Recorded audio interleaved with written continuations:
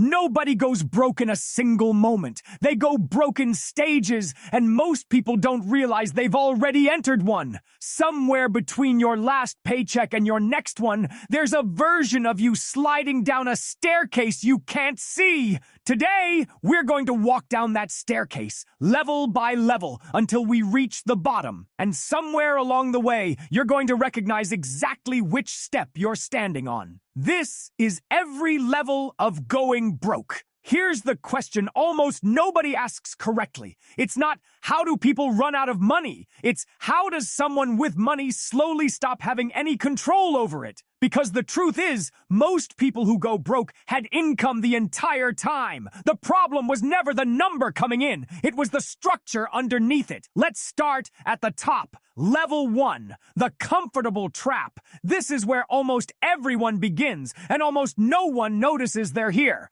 A steady paycheck, rent paid, bills covered, nothing alarming, but there's a quiet detail hiding underneath it. Spending rises exactly as fast as income does. Psychologists call this hedonic adaptation. Every raise, every bonus gets absorbed instantly. The lifestyle expands to fill the exact space the income created. No more, no less, which means the feeling of financial safety never actually increases. You are one unexpected expense away from level 2, and most people at level 1 would tell you with total confidence that they're fine. That confidence is the trap.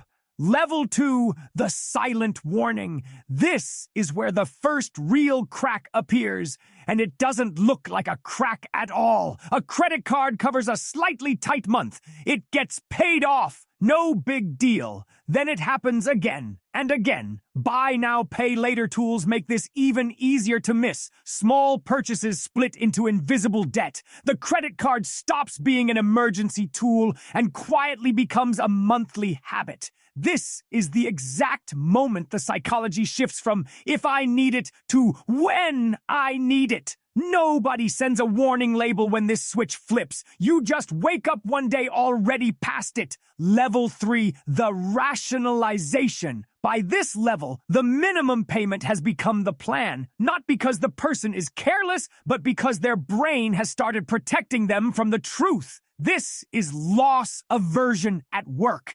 Checking the real number feels worse than not checking it at all. So the mail goes unopened a little longer. The banking app gets checked a little less. Every purchase gets a story attached to it. I deserve this. It's just this once. I'll fix it next month. These aren't lies. They're a coping mechanism called identity protection, spending to defend the image of who we think we are. And the tragic part is, at level 3, the fix is still cheap. A few hard conversations, a tighter month, a real look at the numbers, but almost nobody does it here, because at level 3, it still doesn't feel like an emergency. Level 4, the debt loop. This is where the math turns against you. Debt stops being used to buy things. It starts being used to pay off other debt. A cash advance covers a credit card minimum. A new card covers the old one's balance. This is the same failure pattern seen in collapsing businesses.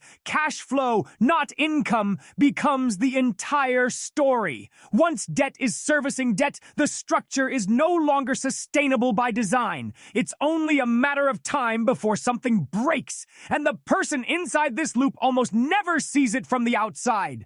From the inside, it just looks like a rough stretch. Level 5, the denial wall. This is the level where the story stops being about money at all and starts being about psychology. The phone stays face down, the banking app gets deleted, statements pile up unopened. This isn't laziness, it's a documented pattern, avoidance as self-protection from unbearable information. The financial collapse hasn't fully happened yet, but the emotional collapse already has. And this is the most dangerous level of all, because from here, there is no early warning system left. The person has removed their own alarm system. Level 6, the trigger event. every collapse has a moment people point to and say, that's what caused it. A layoff, a medical bill, a car breaking down at the worst possible time.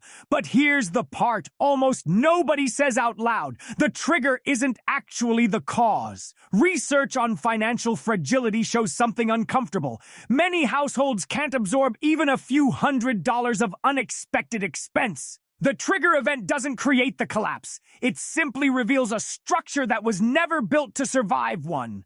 The buffer, or the absence of it, was decided long before this moment arrived. The final level, the collapse. This is the level most people picture when they think of going broke. But by the time you arrive here, the real story already happened off-screen. Repossession, bankruptcy filings, accounts frozen, a complete forced restructuring of a life. And here's the detail that surprises people most. This level isn't reserved for low earners. Professional athletes, lottery winners, even executives with enormous incomes end up here at strikingly high rates. Because the trap was never about how much money came in.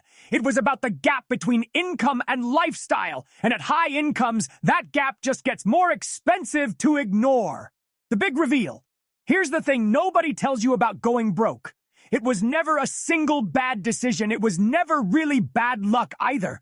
By the time the collapse happens, it was already locked in, sometimes years earlier, at a level that felt completely harmless at the time. Broke isn't an event.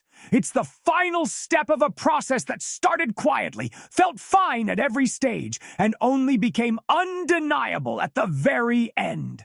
The final lesson. The good news hiding inside all of this. The exit door is open at every single level except the last one. And the earlier you find your level, the cheaper the door is to walk through. The entire difference between someone who recovers and someone who collapses usually comes down to one thing: a buffer. Cash flow, space between what comes in and what goes out. Not because it prevents every shock, but because it decides whether a shock becomes a story you tell later or a collapse you live through.